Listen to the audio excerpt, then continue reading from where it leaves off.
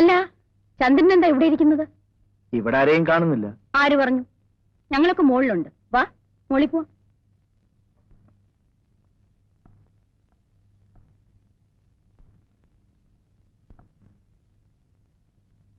ചന്ദ്രൻ ഇന്ന് വന്നില്ലായിരുന്നെങ്കിൽ ഞങ്ങൾ വീട്ടിൽ അന്വേഷിച്ചു വരുമായിരുന്നു. ഓഫീസിൽ കുറച്ച് പെൻഡിംഗ് വർക്ക്. കള്ളം പറയാതെ. ചീട്ടുകളിയിലെ ജോലി? ചീട്ടുകളി മാത്രമേ ഉള്ളൂ, അതോ മലേഷ്യയിൽ ഞങ്ങളെപ്പോലെ?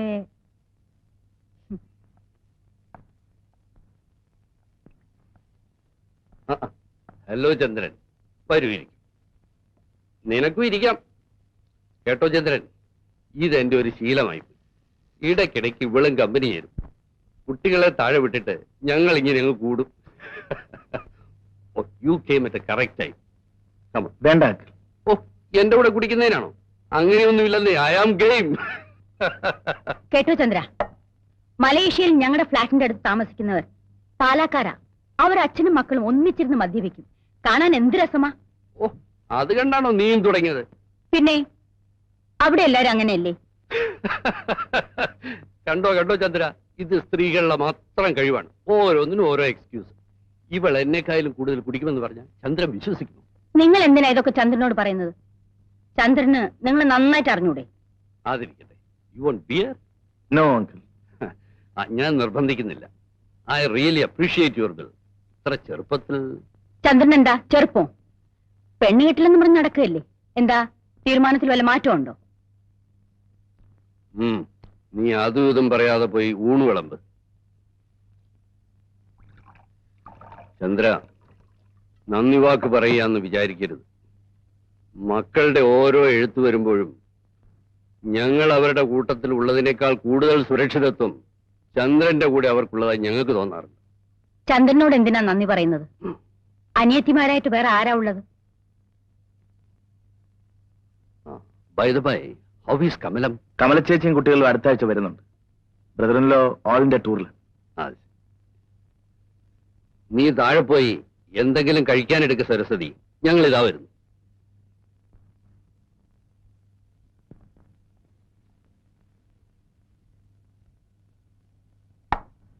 ഡാഡി,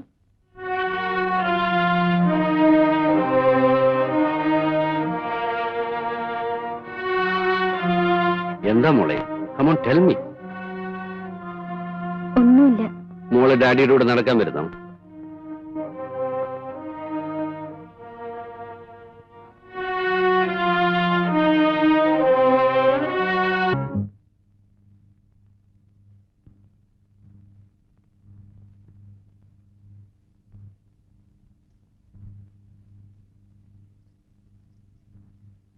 മോളെ പുറത്തു പോ.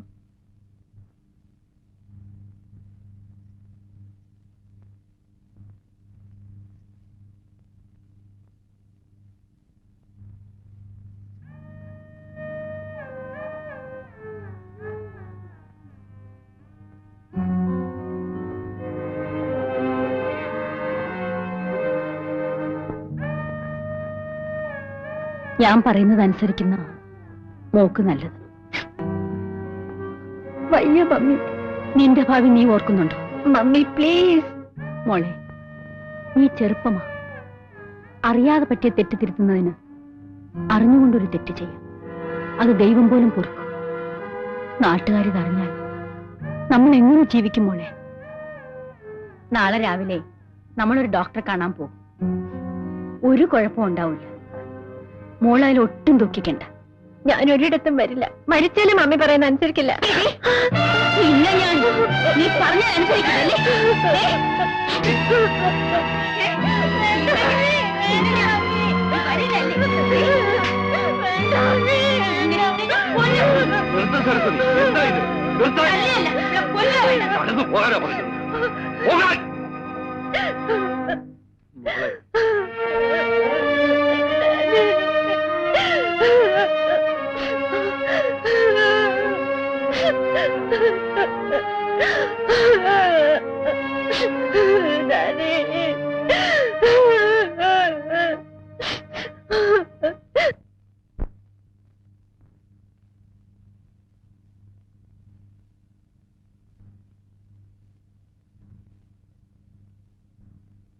ഇത്രയും വലിയ ക്രൂരനാണ് നീയെന്ന് ഞാൻ അറിഞ്ഞിരുന്നില്ല. മറ്റാരായിരുന്നാലും ഞാൻ സഹിച്ചേനെ. നീ ഒന്ന് ആലോചിച്ച് നോക്ക്. എനിക്കൊരു തെറ്റുപറ്റി, മനഃപൂർവ്വമായിരുന്നില്ല. ഇനിയിപ്പോ മാപ്പ് ചോദിക്കുന്നതിലും അർത്ഥമില്ല. രമണിയുടെ പ്രായം ചന്ദ്രൻ അറിയാമല്ലോ. അവൾക്കത് മനസ്സിലാവുന്നില്ല. വൃത്തികെട്ട നിന്നെ ഇപ്പോഴും അവൾ സ്നേഹിക്കുന്നു. രമണിയുടെ അച്ഛൻ ഇവിടെ വരാത്തെന്താണെന്ന് ചന്ദ്രൻ അറിയാമല്ലോ. നിന്നെ അത്രയ്ക്ക് വിശ്വസിച്ച കുറ്റബോധം കൊണ്ട്.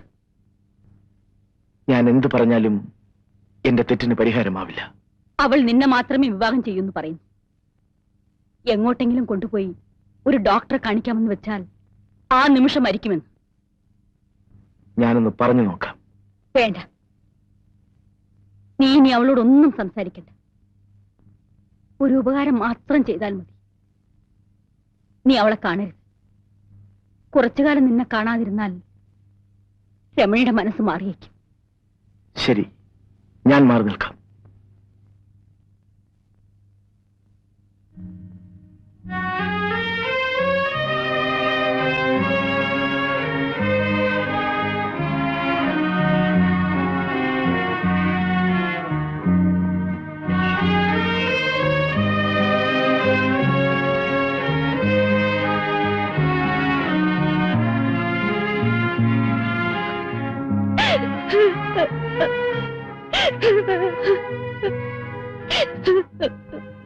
രമണി, മമ്മി പറയുന്നത് അനുസരിക്കൂ.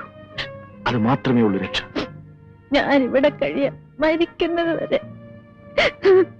രമണി, വീട്ടിലേക്ക് പോകൂ. ഞാൻ പറയുന്നത് കേൾക്കൂ. ഇല്ല, ഞാൻ പോയില്ല. ആര് പറഞ്ഞാലും അനുസരിക്കില്ല. ചേട്ടനെങ്കിൽ എന്നോട് ദയ കാണിക്കും.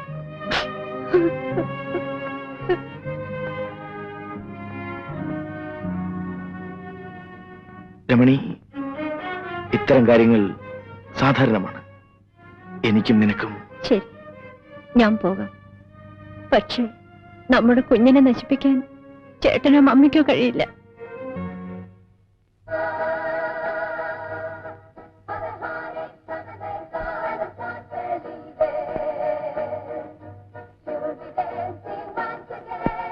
എങ്ങനെയുണ്ട്? ഹോ, ദൈവങ്ങളുടെ ഒരു ഭാഗ്യം.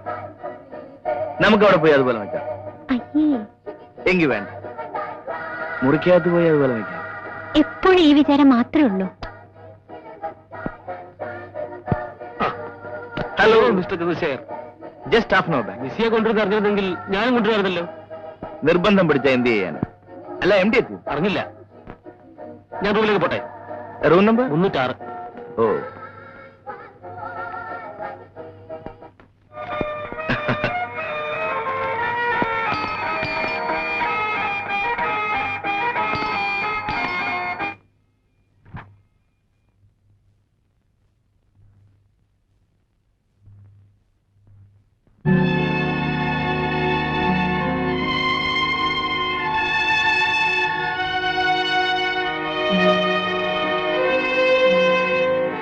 Sir. Hello. Hello sir, M D എത്തിയിട്ടുണ്ട്. രമണി, ഇത് ഞങ്ങളുടെ ഫീൽഡ് ഏജന്റ് മിസ് ആനി ഡിസൂസ്.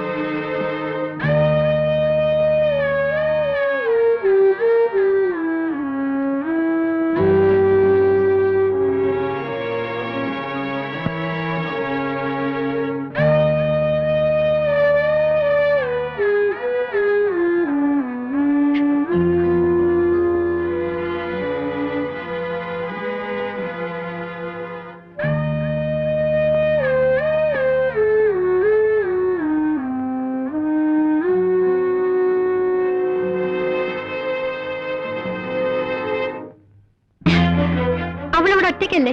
വെളുക്കുന്നവരെ അവൾക്ക് കൂട്ടി നടക്കാമായിരുന്നില്ലേ? ആരൊറ്റയ്ക്ക്? അറിയില്ല അല്ലേ? അതൊക്കെ സംസാരിക്കും. ഇത് ഹോട്ടൽ മുറിയാണ്. ഹോട്ടൽ മുറിയിൽ ഭാര്യ തനിച്ചാക്കി ഭർത്താവിനെ വ്യഭിചരിക്കാമല്ലേ? നാണം കെട്ടവൻ. നിന്നോട് മാത്രം സംസാരിച്ച് ഉറങ്ങിയും പ്രേമിച്ചു മരിക്കാൻ എന്നെ കിട്ടില്ല. എനിക്ക് എന്റെ വഴിയും എന്റെ ശീലങ്ങളുമുണ്ട്. എന്നെ അനുസരിച്ചില്ലെങ്കിൽ ദുഃഖിക്കേണ്ടി വരും.